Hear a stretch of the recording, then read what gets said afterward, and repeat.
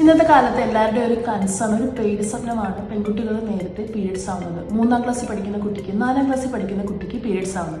3ാം ക്ലാസ്സിൽ പഠിക്കുന്ന കുട്ടിക്ക് ആകെ ഉണ്ടാകുന്ന ഏജ് എന്ന് പറയുന്നത് 8 വയസ്സായിരിക്കും. 8-9 വയസ്സൊക്കെ ഉള്ളൊരു കാറ്റഗറിയിലുള്ള കുട്ടികൾക്ക് പീരിയഡ്സ് ആകുമ്പോൾ അവർ മെൻ്റലി അതിന് പ്രിപ്പയർഡ് ആയിരിക്കില്ല.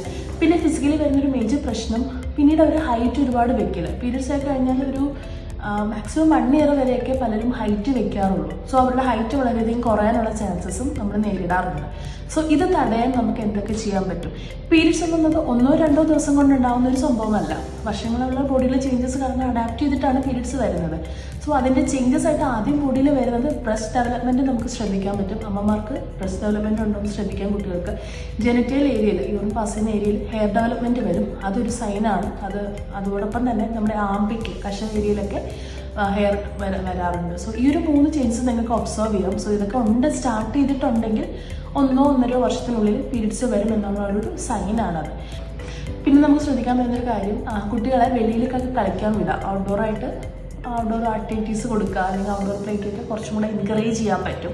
കുട്ടികളെ സംബന്ധിച്ചിടത്തോളം അതാണ് അവരുടെ ബോഡിയുടെ ഒരു എക്സസൈസ് എന്ന് പറയുന്നത്. സോ അത് കുറച്ചും കൂടെ എൻകറേജ് ചെയ്യുന്നത് എപ്പോഴും നല്ലതാണ്.